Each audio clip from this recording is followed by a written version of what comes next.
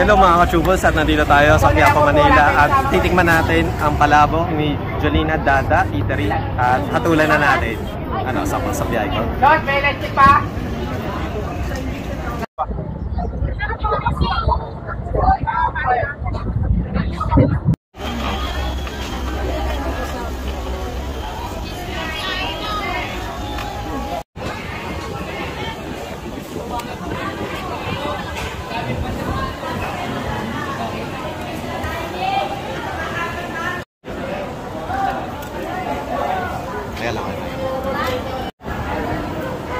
At titignan natin ang karinang palabok. Siyempre, dito lang yan sa Jolina Dada.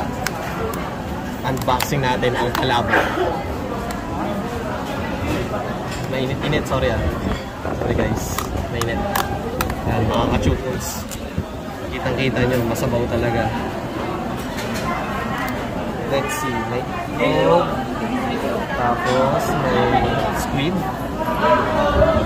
Tapos may chicharon, ang laki. Mix na natin.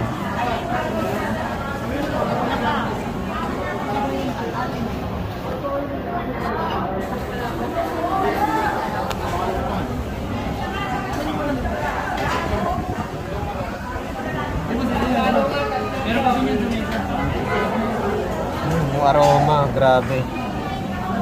Ang bango. Amoy pa lang nakakatakam. First bite natin. Taste bite.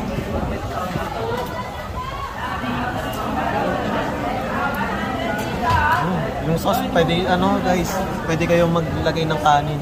Ano, masarap yung sauce niya. Para sa akin, ano siya, 9 out of 10. Pwede yung ano, pang viral talaga, balik-balikan nyo. Pwede nyo siyang gawing comfort food guys. Kaya punta na kayo dito mga ka-chufis. 80 pesos nga pala to ah. Itong isang order.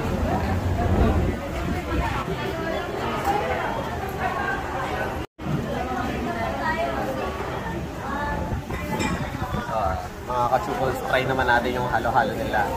Ang isang order ng halo-halo nila is worth 80 pesos. Kanina pala guys, masarap yung ano, yung palabok. Hindi siya malansa. Try naman natin itong halo-halo.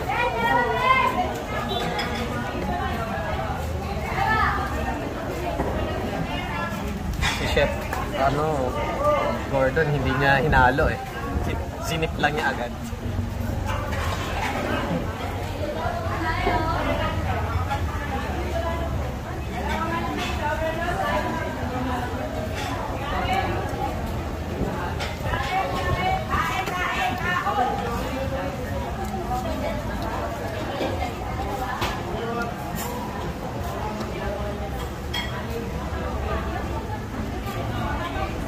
Second bite natin.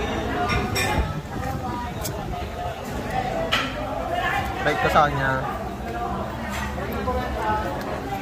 8 out of 10. Hindi siya masyado matamis. Ayun, kung sweet tooth ka, baka hindi ito para sa inyo. Ayun, yun lang. Hello everyone, at nandito tayo ngayon sa B2B. Syempre day 2.